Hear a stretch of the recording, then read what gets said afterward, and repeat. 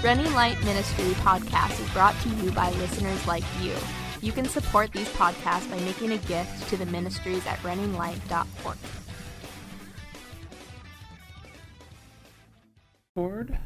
And we're ready to go. Yeah. We're ready to go. Okay, everybody, thank you for joining us on this episode of the Better Pleasure podcast. And this is going to be episode number 150, which is cool. So we've rocked 150 of these. And my name's Bo Willett, and I am the actual founder of Running Light Ministries, and I've done this ministry for a long period of time. I'm here with a friend that's been my friend for a long period of time, Adrian Van Vactor. And you're probably going to see Adrian a little more on these podcasts, which is awesome. Our brother Peter, who's been kind of my, if you will, kind of Robin for years. He's going to be starting a church, and so that's going to take up a lot of his time. And so, I kind of need another person, to kind of be in with me. And Adrian, I know your heart is for this ministry as well. It's still trippy to hear that Peter's going to go start a church. Peter's going to go start a church. I've been around long enough now that I'm kind of used to the idea of people, going out and doing different things. I think with Peter, because we've worked so close over the years, it's a lot tougher, for me emotionally probably. Just because there's been a lot of awesome seasons that we've had in the ministry. And you always want things to remain the same, but they don't. Things change and other people get raised up and different things happen, and that's fine. He's still very much a part of Running Light Ministries, but starting a church just does take some time. So, but anyway, thanks for being with me and joining me on the 150th episode. We're going to actually do a little bit of a reading of the Bible today, and these podcasts are really based off of love, lust, and life, kind of, if you want to just summarize them. But we love looking at whether it's world views or current cultural kind of paradigms in light of biblical truths. And I find one of the passages that's so interesting in the New Testament is 1 Thessalonians chapter 4. It's a really cool one for many reasons. I think because of its directness, it's one of the more direct passages we find in the New Testament on this subject, just so boldly kind of declaring something. And really it's about the will of God. So let me read it. It says, finally, brothers, we instruct you how to live in order to please God, as in fact you are living. Now we ask you and urge you in the Lord Jesus to do this more and more, for you know what instructions we gave you by the authority of the Lord Jesus. So Paul the Apostle talks about the authority of the Lord Jesus, that this is something that is actually, you get the idea that it's actually something that was taught by Jesus. That this is not something new. It's not something Paul, it's funny, like in the Christian life, you get these like commentaries that are almost like secular commentaries on Paul. And I've read some of them. I have one of them on my Kindle. That's this lady who's not a believer at all, but she writes about Paul the Apostle. And but I love it. It's almost like Paul, in his misogynistic views. So it's like a secular deconstruction of the Apostle Paul. Yeah. Wow. But it's always using current culture terminology, and saying, showing that Paul really, was against women or, those kind of ideas. But it's interesting because I think if you got with Paul and you said, hey, Paul, you're teaching something about sexuality, is that your thoughts on it? Paul would say, well, no, this is something that Jesus taught me. And so I find that kind of neat about the passage right off the bat, that's kind of cool. I mean, think of your life, Adrian, where did you get your ideas of sex and sexuality from? I mean, probably wasn't Jesus. Not initially, no, for sure. Unfortunately, I was exposed to so much so young. I mean, I don't think there's very little left to the imagination that I hadn't already experienced by the time I was 7. Mm-hmm. And so I had probably a very, very warped sense of what intimacy was or should be, because of the influence of media and porn. And even though it was actually quite a bit less accessible, when I was little, but I had a very dysfunctional family and a lot of abuse. So there was a lot of experimentation with, steps family and so on and so forth. And so, it was actually revolutionary when I started learning what purity meant.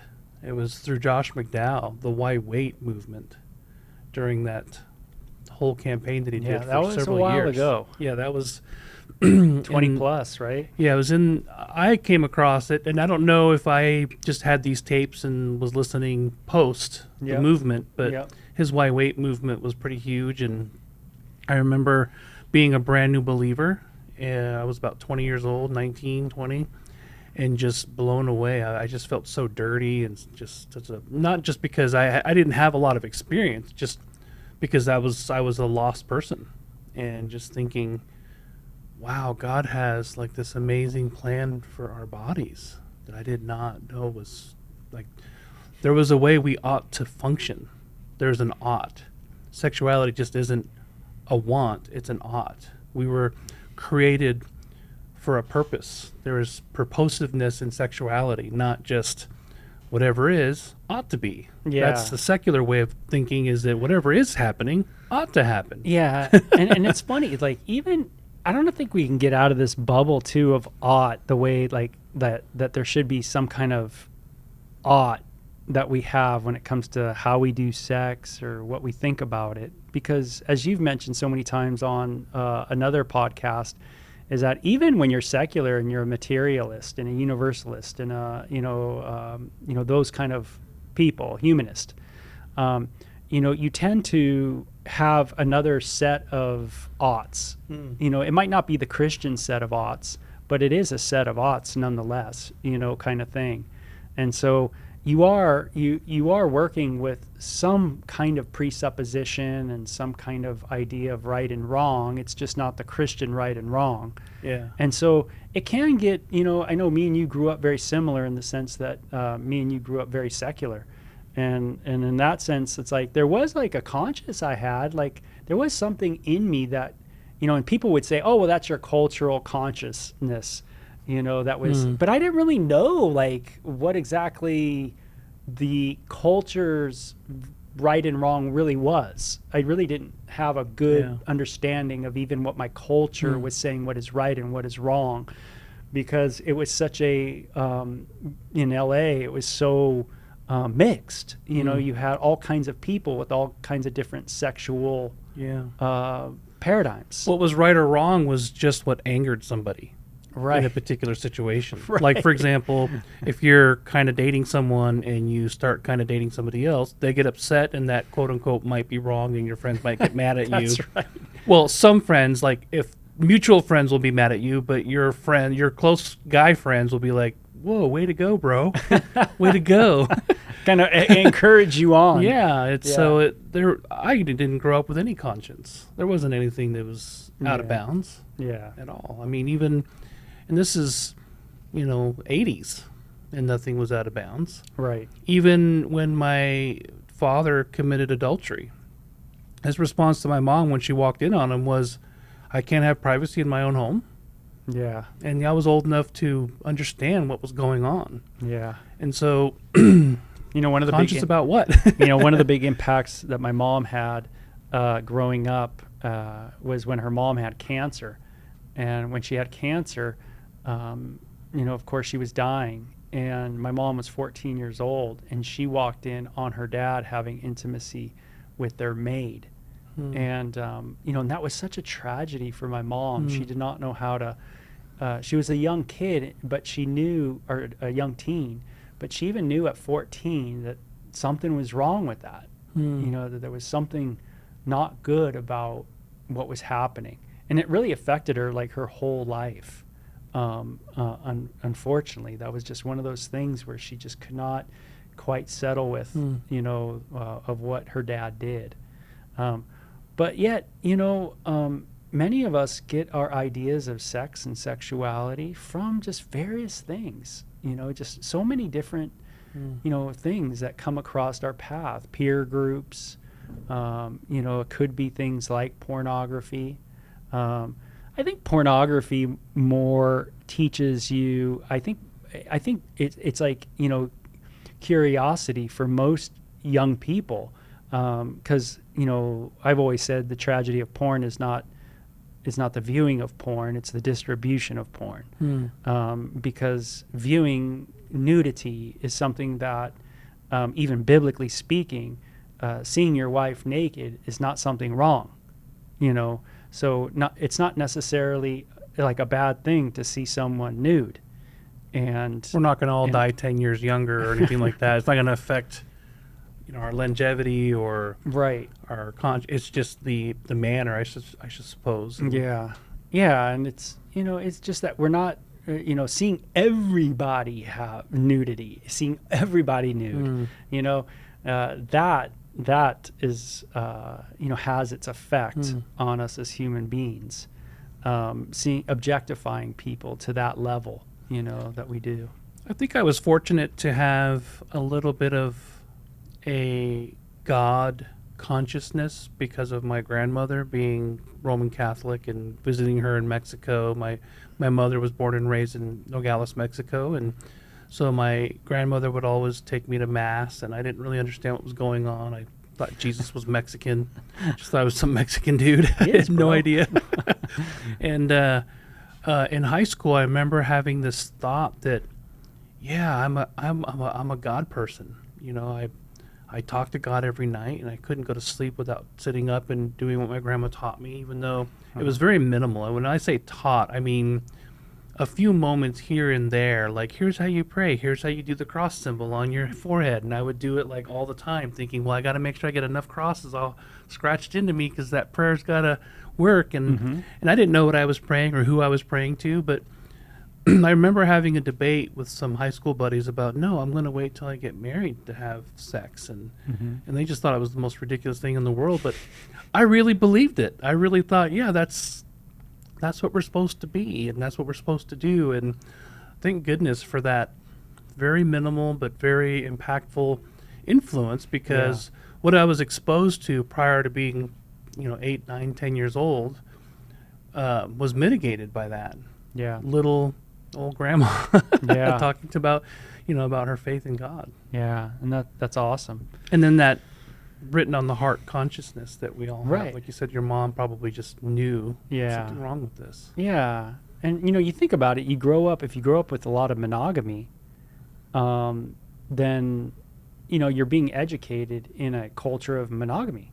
So it's like, even if you're secular and everybody's monogamous, then you tend to think whatever's outside of monogamy is wrong. You tend to look at it and go, something's not right, Even though as I got older, from being a kid, I started experiencing much more fluidity with people, being around people that had multiple partners. And of course, teenagers are like this. They start, people start having sex. People start having sex with more than one person.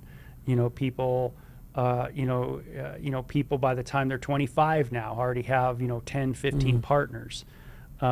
Where, people are now, of course, different cultures, when they break out of a monogamous culture, you start getting used to, non-monogamy. You start going, oh yeah, I'm not really monogamous. I'm like, I'm definitely more into poly, whatever that poly is, polyandry, polyamorous, whatever it is, you're into poly, many, and, but I think it's neat that, Paul doesn't get his, his ethics, his sexual ethics from himself. He's not pulling it out of a hat. He's not really getting it from his Roman culture or anything like that. He's or what he's known as a highly educated Roman citizen. He's getting it from Jesus, and Jesus's ethics on sexuality was really intense. And I would say pretty strict. Didn't even counter his own Jewish culture. Yeah. To a certain extent. I mean, Yes. you would think that there's the Old Testament teaching on sexuality, what it presents, but then there's also historically what people did, Yeah. and even what we're going to read here and meditate on really is countercultural to even Paul's time. Yeah, and I think the church and the Jewish culture, so let's put it this way, the New Testament culture and the Old Testament culture kind of have followed same patterns where, at the beginning of both Old and New, you have the ideal. And then as time goes on, things get really messy. And that's happened with Israel in the Old Testament, where there's a departure from the ideal. And that's happened in the church too, where there's a departure from the ideal. And so if you look at church history and Catholic church history, even the writings of different people in the Catholic Church, you'll see that there's little nuances like, hey, this word, sexual immorality, there's like it's defined like it's okay to go into a prostitute, but you can't go into this and you can't go into that, but you certainly can go into this kind of a prostitute because this kind of a prostitute is not attached to a male family. Or there's all these little parameters, that is in church history. So certain things weren't seen as bad. So it would be much worse to say, it would be worse in the church mind to have sex with your wife for non-procreation than to go out and have a prostitute. Wow. So, and that was a big deal. So you could see how things start off really well, but then things get really chaotic. Would you say that when Moses historically permitted divorce was that same slippery slope of the ideal was for this reason and then till death you part and all that, and then even within Israel there was these slow over time compromises and less than ideal, less than holy kind of arrangements? Yeah, you see that in the Torah where there's laws to restrain, right? Restrain kind of people just divorcing for any reason. And, and this is kind of how Jesus goes about it too. He kind of throws down the gauntlet to restrain the act of divorce, so that people just wouldn't look at Jesus's words and be like, oh yeah, Jesus is okay with it. Jesus says things that when he does mention it, the disciples are actually quite taken back by his statements and ask him a question or actually comment. And they just say like, hey, should anybody even marry? Peter is, gosh, it sounds like I should just stay single because that's the rule. That's the standard. Yeah. So that standard was super high. So whatever they heard, we can debate what Jesus says, but whatever they heard, it was so intense in their minds as Jews that they went, it is better to not marry. Wow. That's how intense Jesus spoke. So obviously whatever Jesus said and however you want to interpret it, you're going to have to interpret it in a way that's pretty radical. Well, there's a wide range. I mean, you've got the betrothal view. You've got the And one of these podcasts, maybe we'll just get into fun. some of that and kick it around. I have my own views on that passage, on what's called the exception clause of Matthew. But that's for sure. And, but anyway, it's neat. Paul says this, that he learned from Jesus, and he said, it is God's will that you should be sanctified. So a lot of people have questions on God's will. What is God's will for my sexuality? And that's such a cool question, I think, huh? Yeah. Like, what is God's will for my sexuality? I mean, just that And question. it's not a complicated answer. It's actually quite simple. I know. It's not easy, but it's simple to wrap your mind around. Yeah. And it's, I think, just getting a willingness to ask the question, though, is a big one. Just what is God's will for my sexuality? Being willing to go that direction. Because, what we usually do is, what is my will, right, for my sexuality? And that's kind of how we normally go about it. And that's usually predicated by, what do I desire? Right. What do I like? How do you know you're gay? Oh, you have a desire. Oh, how do you know you're heterosexual? Oh, you have a desire. How do you know you're bi? Oh, you have a desire. How do you know you're transgender? Oh, you kind of have a desire. You know, everything's based on this. Yeah. It's funny if you listen to the experts on, you know, the internet. It's hilarious because they all say the same thing. It's just based on, hey, go to porn and check out what you like, and that's what you are. It's like when I go to South Asia, you know, the cuisines are so particular because of people's religious views. You know, it's always, are you a pork person, a beef person, or a vegetarian person? Go to the buffet. Because, you know, some people can't touch pork, but yes, beef, great. And then in other circles, beef is like forbidden. Yeah. But pork is no problem, and then there's vegetarian for everybody else. Right. And I think of it like a buffet, like food a lot. Mary Eberstadt compares pornography and food too in her book. It's called The Pill, After Adam and Eve or something like that. Oh, It's wow. really cool, but she's a neat writer. But yeah, when you look at food, if you go to like a Vegas buffet, right, and it's got everything there, there's some people that just stick to like the same deal. Just meat and potatoes. Meat kind of and person. potatoes. They just go and they just, hey, can I get a slice of this and potatoes and mashed potatoes, and they're good. And that's what they do every time. And but then there's other people that kind of are a variety type of person. You know, they go, oh, I've never tried that before. I'm gonna go over there, and oh, you know, and then this maybe sticks for a time, and then it no longer sticks, and then they go, oh, I don't really like that anymore. I'm tired of that. You know, so I'm gonna go try something else. And that's what pornography is like. It's like a buffet, you know, of food, if you will, but just sexual content. And, you know, people, and so if we say to people, oh, like, you know, what is your will for your sexual desire?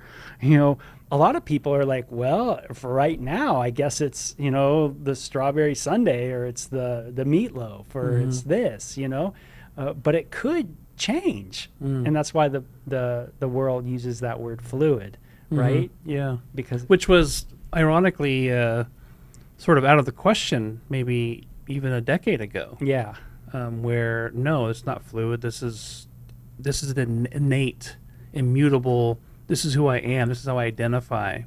If it's fluid, then that means it's more of a matter of taste and choice. that's right. And now it's becoming more acceptable to say, well, yeah, it's a little bit of both. It's somewhat innate that I'm Yeah. not cis and hetero. Right. I'm fluid outside of that. right. And now you have all kinds of, you know, why do genders keep increasing, and why do sexual appetites keep increasing? Meaning, like, you know, I'm this, I'm that, and the words keep being Yeah. expanded and made up. It's Because sexualities are like noses. Everyone has That's one. right. We just keep going, you know, and that's what the problem is, you know, it's not God's will for sexuality, it's your will. And so if it's your will, how many people are on the planet? 7 billion? So then you got 7 billion wills, you know, and so how many, if you want to use gender fluidity or sex fluidity, you know, how many potential genders or sex fluidities do you got? 7 billion, because you have 7 billion wills. And so anything that wills is going to have their own thoughts. You know, they're going to go to that buffet at Vegas, and each is going to kind of partake of something a little different. You know, some of it's going to be the same, some of it's going to be different. So the Jesus way is stopping at the buffet and going, wait a minute, I know what I want, but what does God want? What is God's actual purpose and plan for the Yeah. human body when it comes to approaching the buffet? Yeah, I know, and that's the big thing. So I think that having a desire just to ask the question, a willingness just to ask the question, what is God's will, is kind of big. It's big in a person's life. It means something is, maybe they're no longer working on self. You know, they're not becoming self-reliant anymore. They're learning that, man, when I trust myself, something goes a little astray. And so now we look at God's will, and it says that you should be sanctified and that you should avoid sexual immorality. So yeah, you said it pretty clearly, and that is, it's not something hard in the sense of hard to understand. You know, God desires for us to be sanctified, and the idea there is to be set apart. Yeah. To be sanctification is the process by which we are made holy, and holy simply means being set apart for God's use. Yes. And that's what when something is holy, it means it's being set apart for a divine purpose. Yeah, so you think of like, maybe, and the Bible's like interesting in that Paul talked about members, your members.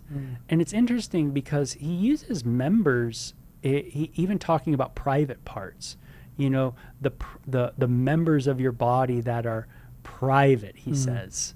It's not that they're not important, they're of utter value, he says, right? Of most value. And you're talking about the place where he says, shall I then unite the members of my body with a prostitute? May it never be. Yeah, that's in 1 Corinthians 6. I was specifically talking about the part where he's talking about kind of the gifts of the Spirit, that all the members of the body are important. But he says, just as the members of your body are important, right?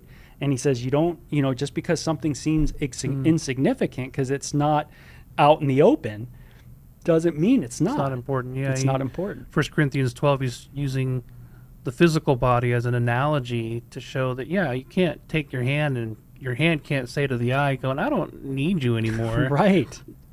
And that the most publicly shown, like mouths, members, should not be elevated above and beyond, is more important than the ones that are hidden and seemingly insignificant. And that's I never drew the two to make a connection, though. Of the private part. Yeah. Never even occurred to me. Yeah. No, he does these kind of things, and he uses this term members. If I remember, he's also using this in the book of Romans. I wanted to say it was maybe chapter 6 that he talks about this as well. Not using he says, therefore, do not let sin reign in your mortal body so that you will obey its evil desires. Do not offer, this version says, the parts of your body to sin, or your members, the instruments of your body to sin. It says, he goes on to say, as instruments of wickedness. How can I who have died to sin still live in it? Right. And so he talks a lot about these ideas of, giving our bodies and our parts and our members over to God. And this is a really cool concept that I know Running Light loves to talk about, and that is, do I bring my, if you will, my, quote, private parts, before the Lord? Is that something, and is that something that's common in the Christian? Where we say, hey, you know what? I'm going to give you all of my members, all of my parts as instruments of righteousness, rightness, setting it apart to you, setting it apart for you, not setting apart for my own thing. Easier said than done? Absolutely. Right. Yeah. Absolutely. As with any human desire that conflicts with God's purpose and plan. That's right. Are you going to do it perfectly? Absolutely not on the planet. And that's why sanctification typically is communicated as a process. We don't become overnight sinless, but we should sin less. Yeah, we want to. And that's the desire, is to sin less.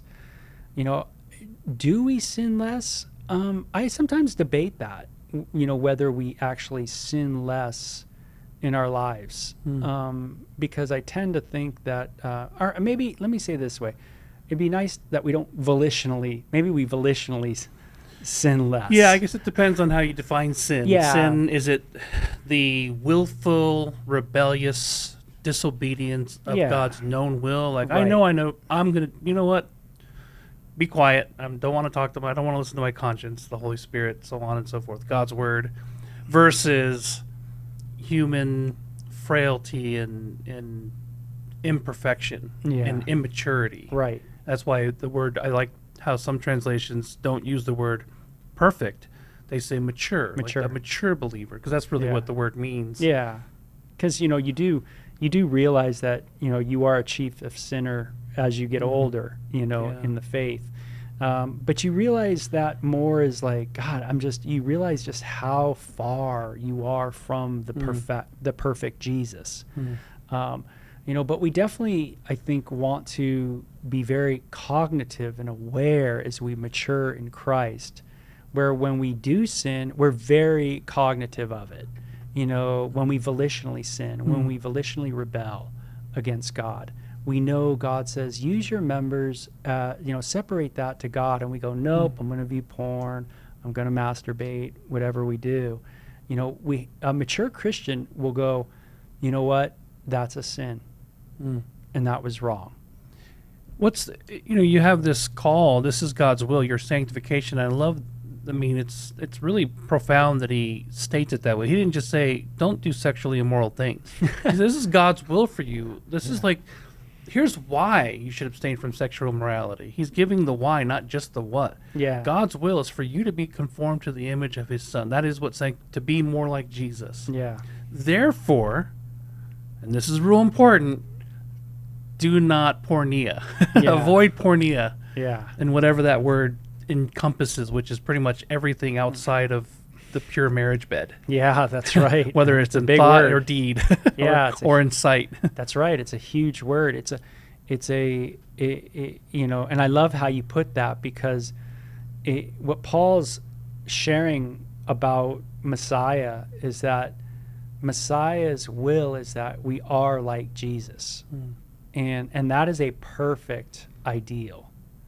And that's the beauty of Christianity, is we are shooting for the ideal.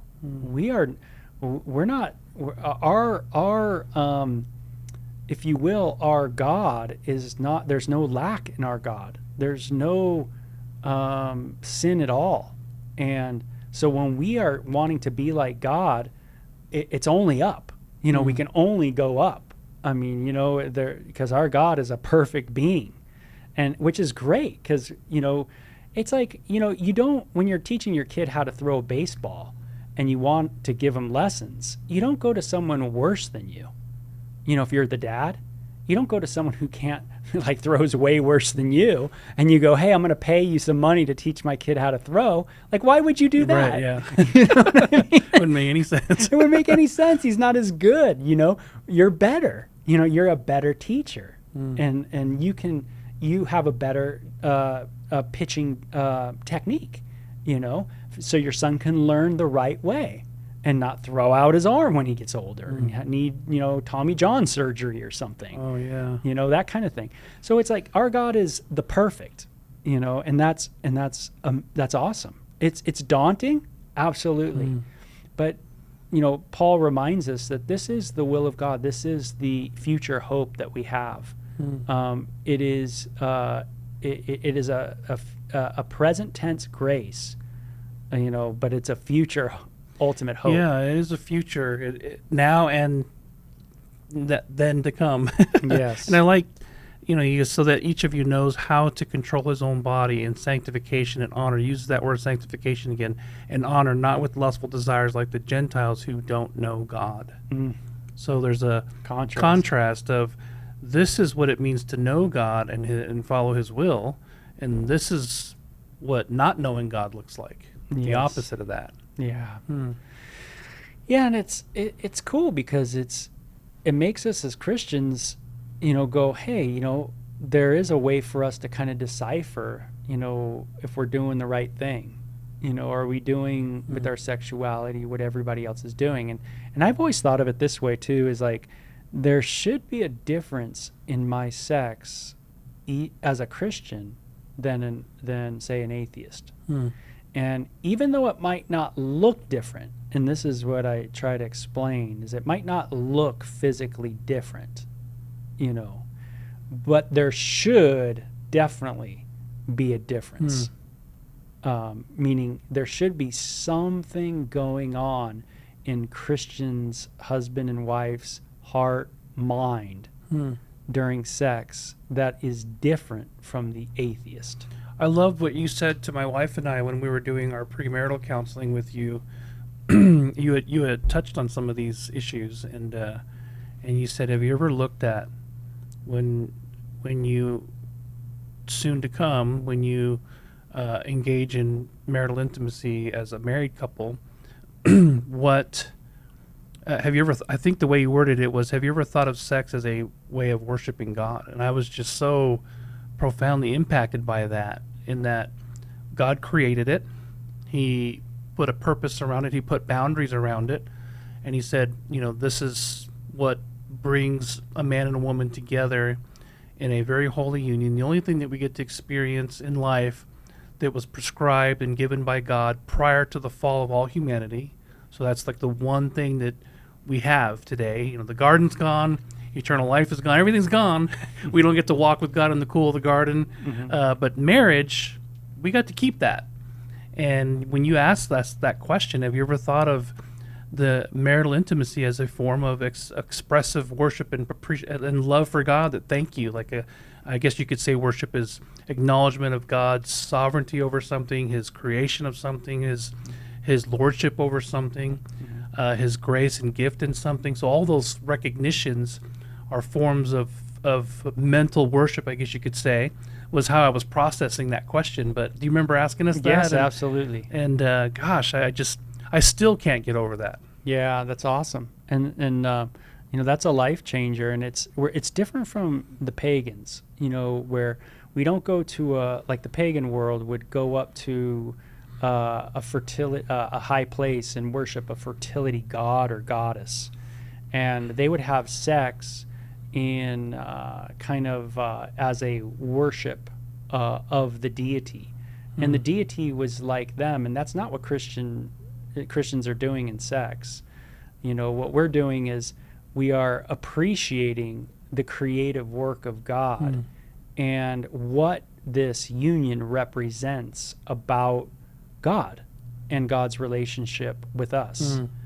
Well, I liked, I can't remember who I heard say it, but in the old English marriage ceremony, when I take you and you take, that whole ceremony, the word worthship was used. The idea that you alone are worthy, and that the spouses were, in a sense, not worshiping each other, but they were in the sense that you alone are worthy to partake in something that no other being anywhere can partake in this manner. Right. You alone are worthy, and so they would say, I worthship you. Yeah. I thought that was kind of interesting. Yeah, absolutely. And it's not that our God requires, like the pagan world, would require you to do this. That's not what God requires. He doesn't require us to have intimacy, to love Him. So we don't go into a prostitute and go like, we're worshiping the Lord. Yeah, right. Because that is the pagan way. Yeah. Yeah, it's different from that entirely.